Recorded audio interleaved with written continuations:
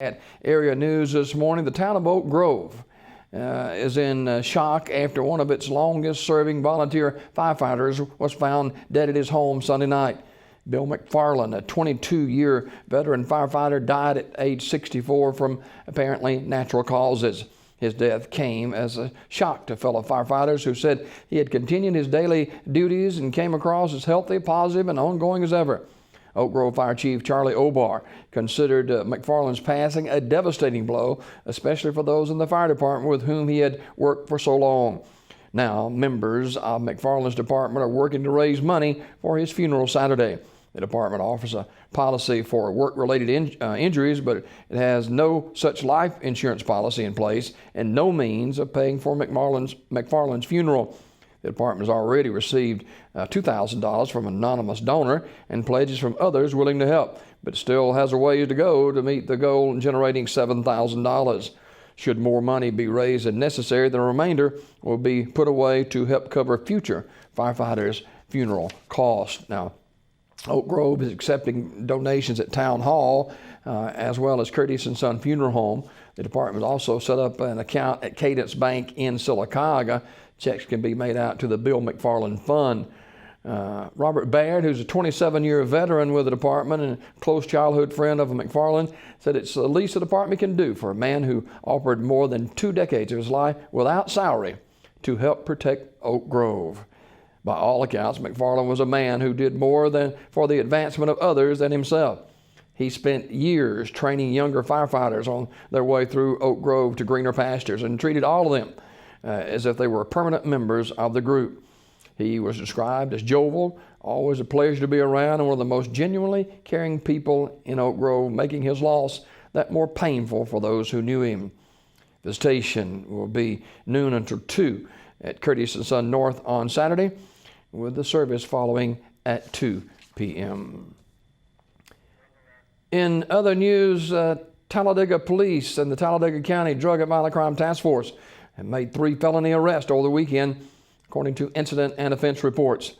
The first arrest made Saturday afternoon when Talladega PD pulled over a red Ford F-150 for improper lane usage near Coosa and Spring Streets. A male in the vehicle was arrested for possession of drug paraphernalia and a warrant for shoplifting. Misty Goen Gurley, age 39, had an ibuprofen bottle with another clear bottle inside it containing what later turned out to be prescription drugs Loratab and Percocet. According to Talladega Police Captain Leon Thomas, she was arrested on 2 counts of possession of a controlled substance. Bond had not been set as of yesterday afternoon. Lisa Joy Darby, age 44, of Talladega, was arrested after acting suspiciously in the Walmart parking lot. She had Xanax without a valid prescription, according to Thomas. Now, Darby was believed to be an accomplice of another woman who was arrested for shoplifting inside the store. Darby's bond set at $5,000 by Circuit Clerk Brian York. Jacoby Marquise Sims, age 26, was arrested on Sunday as well following a traffic stop. Captain Leon Thomas said a search turned up crack cocaine, half a joint, a small quantity of marijuana, and an unlicensed handgun. A second male passenger was arrested for the gun charge, and Sims was charged with felony possession of a controlled substance and possession of marijuana in the second degree. York set bond at $10,000.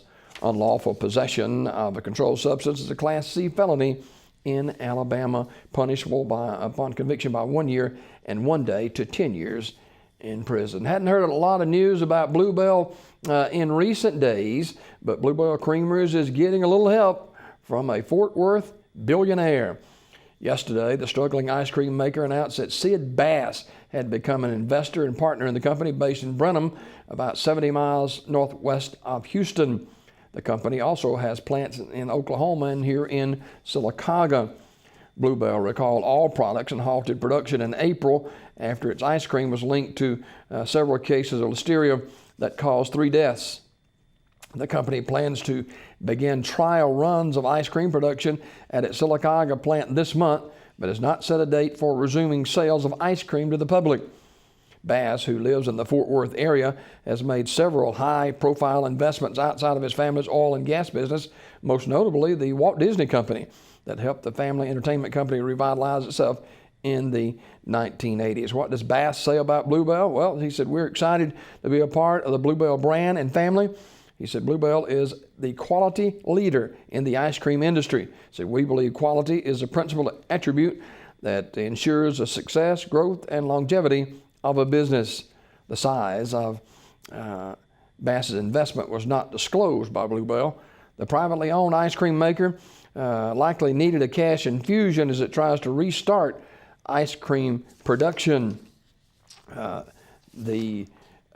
Michael Sherrard, the William M. Dickey entrepreneur in residence at Texas Christian University's Neely School of Business, said that private equity firms were probably looking at Bluebell since the company has a solid brand and reputation among consumers despite the listeria outbreak.